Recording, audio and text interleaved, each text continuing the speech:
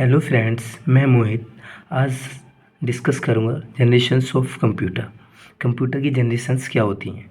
इसमें 5 प्रकार की जनरेशन्स होती हैं, यानी 5 टाइप्स की जनरेशन्स होती हैं। First generation, second generation, third generation, fourth generation, fifth generation. अब सभी जनरेशन्स में कुछ ना कुछ रहा होगा, जैसे कि फर्स्ट जनरेशन में का टाइम पीरियड क्या रहा था, उसमें कौन सी कोर एलिमेंट यूज़ की गई थी, इसकी मेमोरी कैपेसिटी क्या थी, इसका साइज़ क्या था, इसमें प्रोग्रामिंग के लिए कौन सी लैंग्वेज यूज़ की गई थी, ये कंप्यूटर के एग्जांपल के तौर पे नाम क्या थे। ये सब कुछ मैंने डिटेल में इसमें डिस्कस करने वाला हूँ इस वीडियो में। तो चलिए पढ़ते हैं, फर्स्ट जनरेशन से शुरू करते हैं। First generation computer. जो फर्स्ट जनरेशन कंप्यूटर थे ये साइज़ में बहुत ज़्यादा बड़े थे, जैसे कि हमारे एक रूम के बराबर। ये पोर्टेबल नहीं थे, क्योंकि इतने बड़े साइज़ को हम एक रूम से दूसरे रूम में शिफ्ट तो कर नहीं सकते, इसलिए पोर्टेबल भी नहीं थे।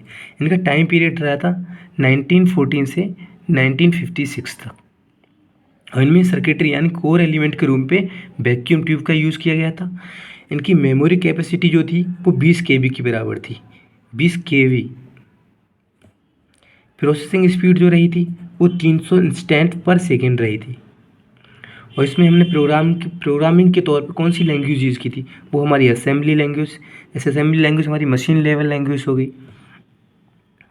एग्जाम्पल के तौर पे अगर हम कंप्यूटर के नाम से देखें तो यूनिवैक या UNIVAC, EDBAC, इन सभी की फुल फॉर्म, कंप्यूटर से रिलेटेड जितनी भी फुल फॉर्म्स हैं मुझ सारी मैं नेक्स्ट वीडियो एक बनाने वाला हूँ, उसमें सारी फुल फॉर्म दे दूँगा। ऐसे ही बढ़ते हैं हम सेकंड जनरेशन की तरफ। Second generation computer. Second generation computer जो थे वो साइज़ में फर्स्ट जनरेशन कंप्यूटर से काफ़ी छोटे थे, और ये इलेक्ट्रिसिटी भी कम लेते थे। फर्स्ट जनरेशन कंप्यूटर साइज़ में बड़े थे इसलिए इलेक्ट्रिसिटी ज़्यादा लेते थे, और सेकंड जनरेशन साइज़ में कम थे तो इलेक्ट्रिसिटी भी कम लेते थे। इनका टाइम पीरियड रहा था 1956 से 1963 के तक, और इनमें कोर एलिमेंट के रूप में ट्रांजिस्टर यूज़ किया गया था, यानी सर्किटरी ट्रांजिस्टर यूज़ किया गया था। मेमोरी इनकी थी 128 KB, 128 KB, जो कि फर्स्ट जनरेशन से काफ़ी ज़्यादा थी। फर्स्ट जनरेशन में केवल 20 KB थी, और सेकंड जनरेशन में 128 KB हो गई थी। इसमें प्रोसेसिंग स्पीड जो थी 300 इंस्टेंट पर सेकेंड थी, जो कि फर्स्ट जनरेशन के बराबर ही थी। और इसमें प्रोग्रामिंग लैंग्वेज के तौर पे हाई लेवल लैंग्वेज यानी कोबॉल हो गई या फिर फोर्ट्रॉन हो गई, ये सारी यूज़ की गई थी। एग्जांपल्स ऑफ कंप्यूटर का नाम लेंगे तो देखते हैं IBM 1401 और CDS 3600। ऐसी हमारी थर्ड जनरेशन भी है। चलिए थर्ड जनरेशन के बारे में देखते हैं। Third generation computer. Third generation computer का इन्वेंशन जैक किलवी ने किया था। इस टाइप के कंप्यूटर जो थे, इन कंप्यूटर को हम मिनी कंप्यूटर भी बोलने लगे थे, क्योंकि ये साइज़ में बहुत ज़्यादा छोटे थे फर्स्ट और सेकंड की अपेक्षा। और इनका टाइम पीरियड था 1964 से 1971। सर्किटरी के रूप में इसमें IC यूज़ की गई थी। IC का मतलब होता है इंटीग्रेटेड चिप्स या इंटीग्रेटेड सर्किट। मेमोरी कैपेसिटी देखें तो इसकी 1 MB हो गई थी, उसमें 128 20 KB थी। केवल फर्स्ट जनरेशन में 20 KB, सेकंड जनरेशन में 128 KB, और थर्ड जनरेशन में 1 MB हो गई थी। 1 MB बराबर होता है 1024 KB, यानी कि फर्स्ट और सेकंड जनरेशन की अपेक्षा काफ़ी ज़्यादा बढ़ चुकी थी। ऐसी देखते हैं इसमें प्रोसेसिंग स्पीड क्या थी, 1 मिलियन इंस्टेंट पर सेकेंड, 1 मिलियन इंस्टेंट पर सेकेंड थर्ड जनरेशन में। और प्रोग्रामिंग लैंग्वेज क्या यूज़ की गई थी, इसमें हमारी प्रोग्रामिंग लैंग्वेज भी यूज़ की गई थी।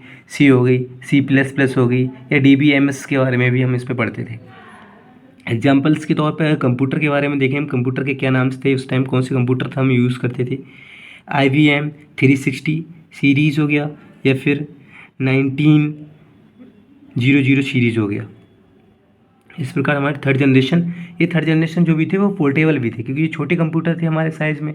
जो हमारे जैसे कि हम देखते हैं हमारे घरों में पहले एक TV साइड में आता था, ब्लैक एंड वाइट, वही थर्ड जनरेशन कंप्यूटर के रूप में थर्ड जनरेशन कंप्यूटर थे। उनके लिए हम पोर्टेबल भी थे, क्योंकि हम एक जगह से दूसरे स्थान पर ले जा। फोर्थ जनरेशन कंप्यूटर की बात करें तो ये काफ़ी पहले के फर्स्ट सेकंड और थर्ड की अपेक्षा बहुत ज़्यादा विकसित थे।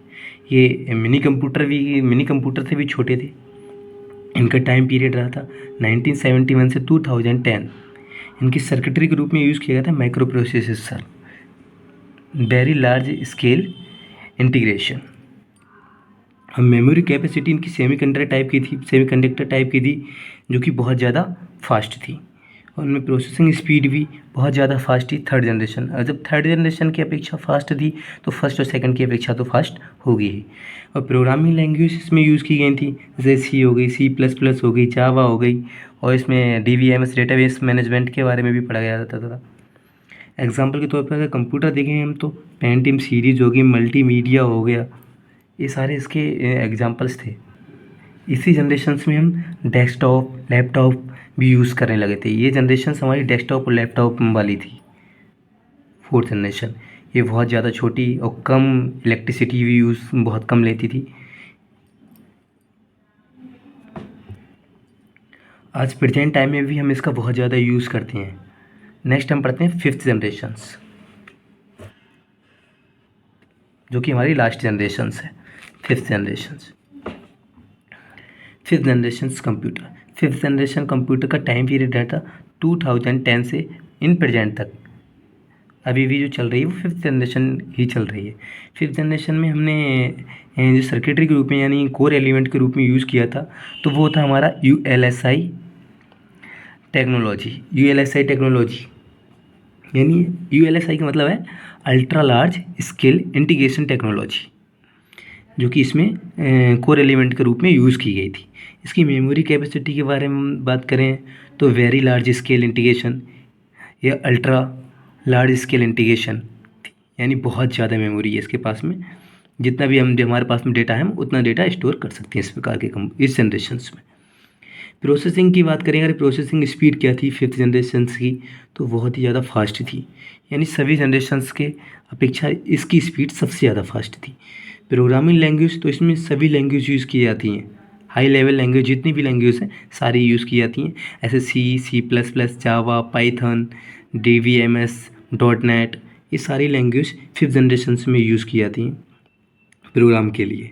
एग्जाम्पल के तौर पे अगर हम इसमें देखें कंप्यूटर, तो हमारा आर्टिफिशियल इंटेलिजेंस हो गया, AI, रोबोटिक्स भी, जिस पे अभी हमारा बहुत ज़्यादा बात है रोबोटिक्स।